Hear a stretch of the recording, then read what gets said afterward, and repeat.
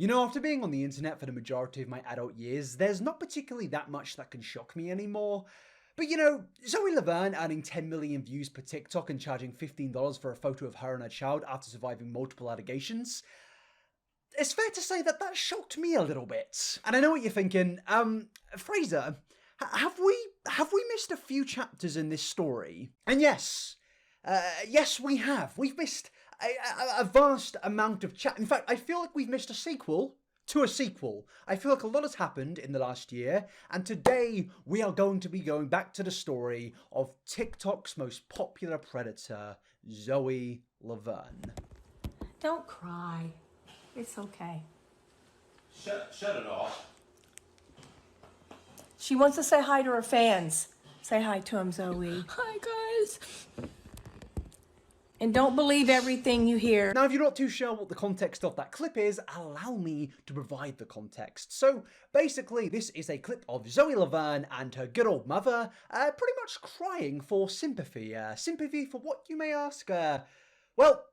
Sympathy for Zoe Laverne being caught having relations with a 13-year-old boy. And of course, this is where I put a trigger warning, as today we are going to be dealing with extremely sensitive topics and disgusting themes such as grooming. So if you want to skip further ahead past the majority of this video to come to more of a conclusive opinion, you are more than welcome to do that. But yes, today we're going to be dealing with a lot of sensitive things. Now in 2020, I did actually cover this story. It was one of the main videos about this situation, and Jay Aubrey also had an extremely popular video about this situation. And I feel like since this situation came up, there has been a lot of updates and a lot of developments, particularly involving Zoe Laverne and her social media career. Has she left social media? Has she been arrested? What is she doing right now? And we will answer those questions today. But before we do that, I do want to give a concise rundown of everything that happened in the previous situation, just so new people to the situation understand the full context.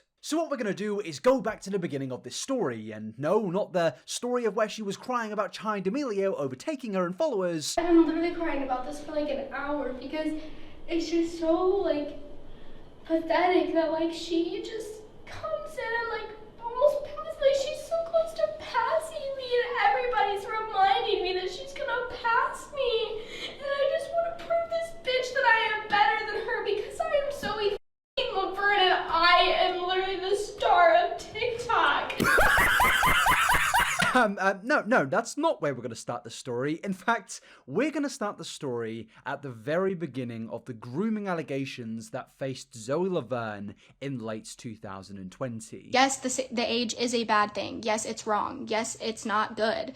And we both realized that, and we stopped because we didn't want to get this out of proportion. We didn't want this to happen. Now, I don't claim to be an expert analyst into the psychology of predators, but on my own platform, I have regularly covered a lot of influencers that have become or been exposed for being predators. And there is one thing that I have particularly noticed with this, is that predators, they're really not that intense. In fact, they are very, very stupid, because every single time there is a situation involving an influencer predator, they incriminate themselves like 500 times. This clip is basically her responding to accusations of her having a relationship with a 13-year-old boy, and of course I will not name him because he is a victim, especially a young victim, and I do not want to bring any more attention to his name. Now in this clip you can take note that she said that we ended our relationship because we thought that it wasn't, you know, wise because of the age gap, and that's a little bit strange to me because when she says we, she is referring to a 13-year-old.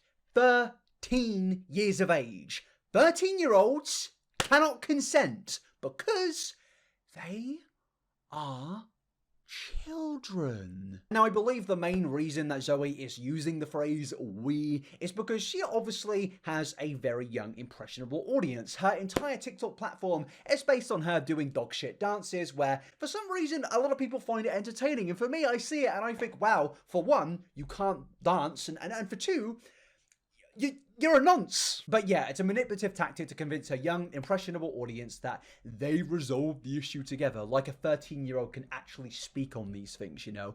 Obviously they can't, and this is Zoe basically just trying to weasel her way out of this situation by pretending that it's been resolved with the victim, when that's not how it works, Zoe. You groomed this boy. It is abuse. I'm sorry, but well, no, I'm not sorry. It's just the facts here. Now, the situation originally came out after a former friend of Zoe had her DMs leaked where she was speaking about Zoe Laverne's action to another person, and I'm just gonna read these DMs because they are very weird. I'm going to be honest with you in hopes that it truly stays between you and I. Well, that didn't happen, did it? But, I mean, it is for the best, but certainly did not happen. I left because of the interactions with the victim. They got very intense, and it's something I do not stand by whatsoever. It is pedophilia. I had told Zoe that if she stopped and minimalized contact with him, she wouldn't have to lose me, and it didn't have to come to that. Okay, firstly, I have to ask the very obvious question here of, even if Zoe quit her predatory actions, why would you remain friends with her? Like, her no longer committing those actions doesn't make the past actions redundant.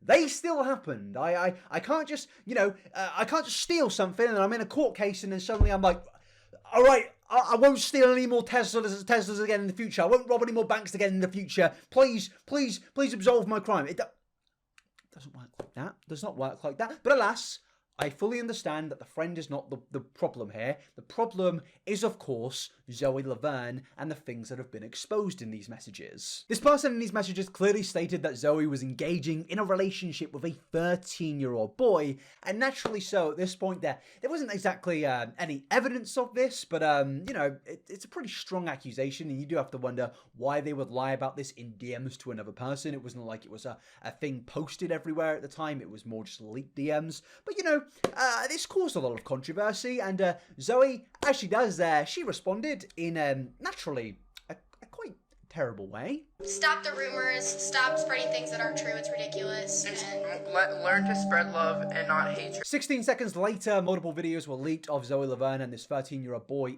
engaging in, well, they were kissing, and it's obviously so messed up.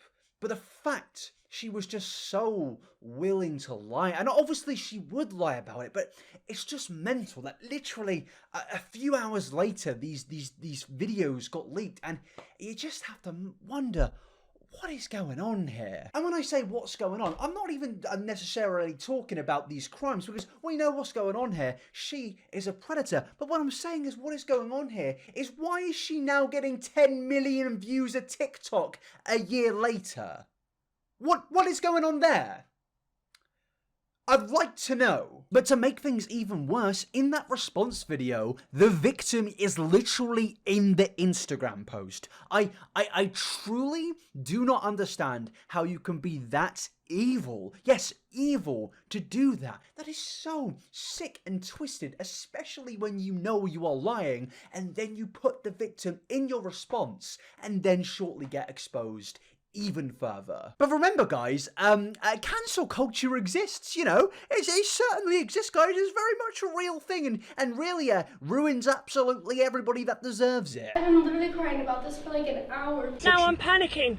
Don't panic. No, I am, because I'm going to lose my job. Actually, to be fair, that's probably a stupid point. I don't think we need cancel culture here. What I think we need is a prison sentence. I think we genuinely need the law to step in, because this isn't YouTube drama. This is an actual crime. This is severely immoral actions, like the worst of the worst. But also, I think it makes the clip that I played earlier even worse. yes, the age is a bad thing. Yes, it's wrong. Yes, it's not good. And we both realized that, and we stopped because we didn't want to get this out of proportion. We didn't want this to happen. So after showing you the evidence and the headlines of the situation, it's very clear that Zoe Laverne's brain rot has convinced her that she can manipulate us all into believing that this was a joint decision, a joint, you know what, we're just gonna call it a day. We're gonna pretend this didn't happen, and we're gonna move on for our lives. Nope. we're not going to do that because 13-year-old cannot consent. Zoe, I'm going to need you, Zoe, to repeat with me. 13-year-olds, children, cannot consent. I need you to get that into your brain, Zoe. Please. And then go to jail, please. Just take yourself to a station or something, please. And a few of her batshit angry stans may come into this comment section and say, "Oh, why are you bringing this thing up again?" Well, maybe it's because she's got 21 million followers. Maybe that's why. Maybe I personally don't think that somebody with 21 million followers that's committed these actions should be allowed on TikTok. And we will get into that. We will get into TikTok protecting predators. But let me give you some more examples of Zoe's manipulation. Did you actually groom Connor? No. Please look up what grooming is, and please stop coming to my life calling me that. Weird, huh?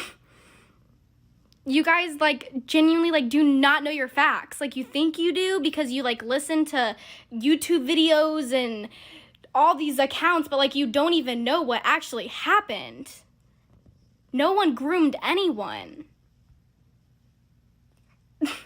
Connor even told you guys that didn't happen, yet you still use that. This is one of the main reasons I believe that Zoe Laverne should not be allowed on TikTok. Not only has she committed severely immoral actions, but also she has these bizarre beliefs that apparently 13-year-olds can consent to these topics.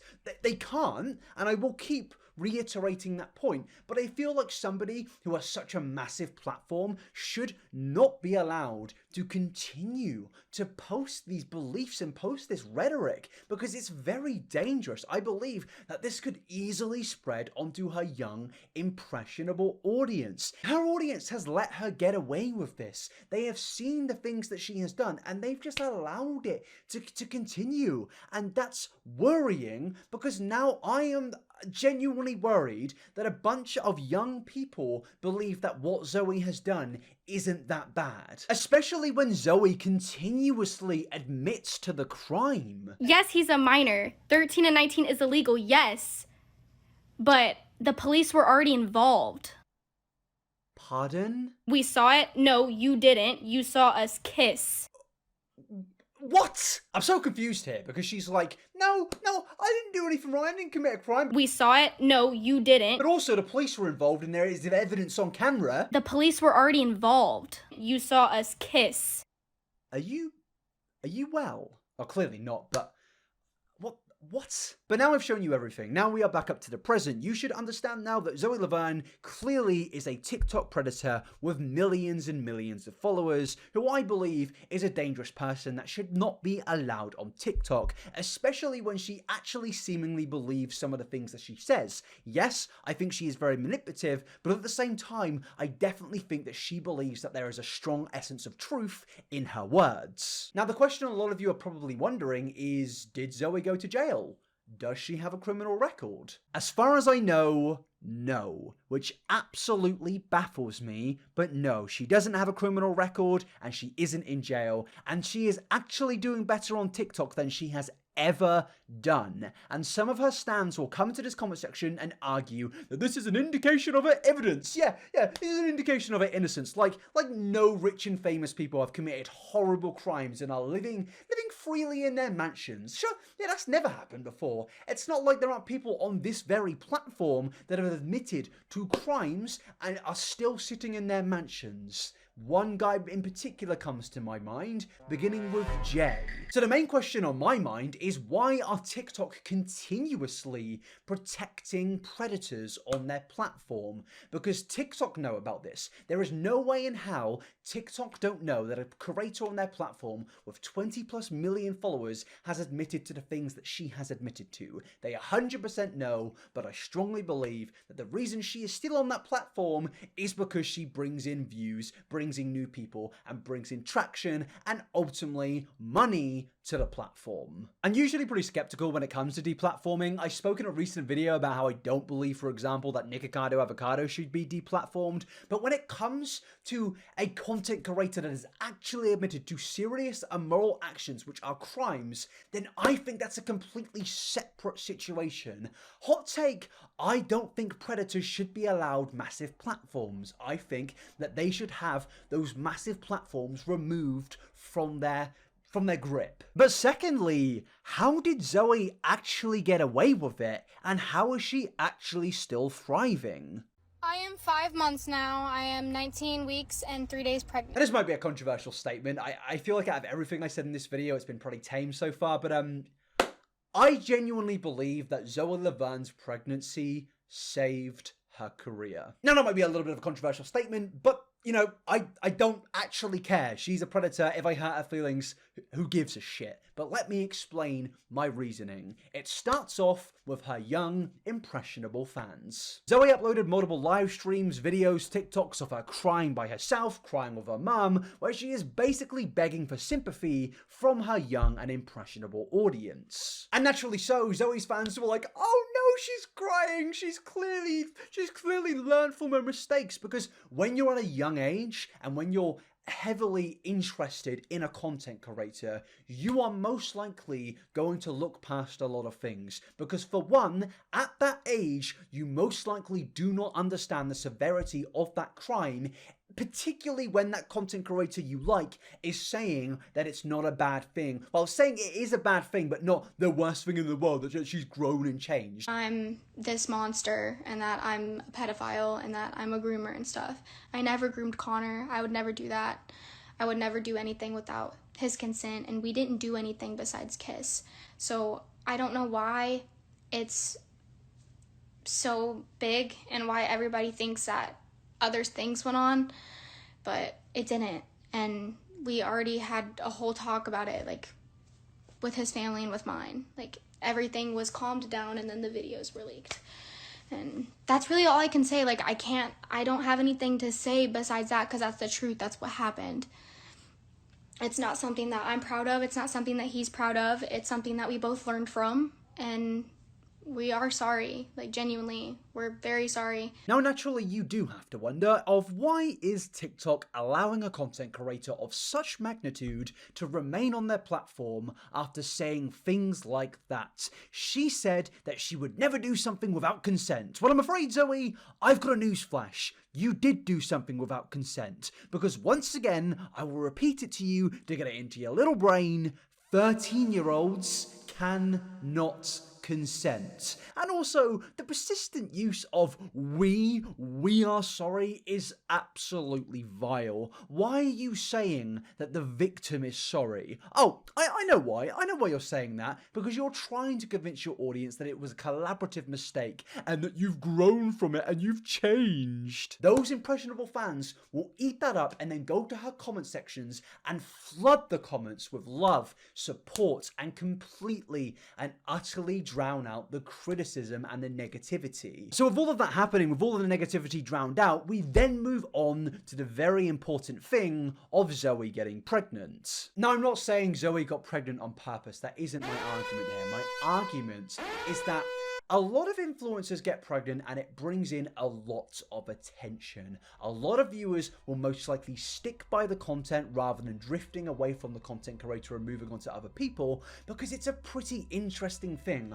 I have followed people's stories, their marriage stories, their pregnancy stories, because it's interesting and you like to see where your favorite content creator is going with their life, especially if they're putting that on the internet. It's just something a lot of people are naturally drawn to in terms of content creation. So her fans, for one, are giving her support because they feel bad for her when she's crying and saying that she's like recovering or becoming a better person. Whatever the that means. And then she's getting pregnant, so loads of people go to her comment section saying, good luck, I hope it goes well, we're here for you throughout the entire journey, and that drowns out even more negativity. And then the story becomes popular in the algorithm, a big famous TikToker is pregnant, it brings in new viewers who have absolutely no idea about the previous situation, and they just see lots of love and lots of positivity in her comment sections, and they follow her and think nothing of it.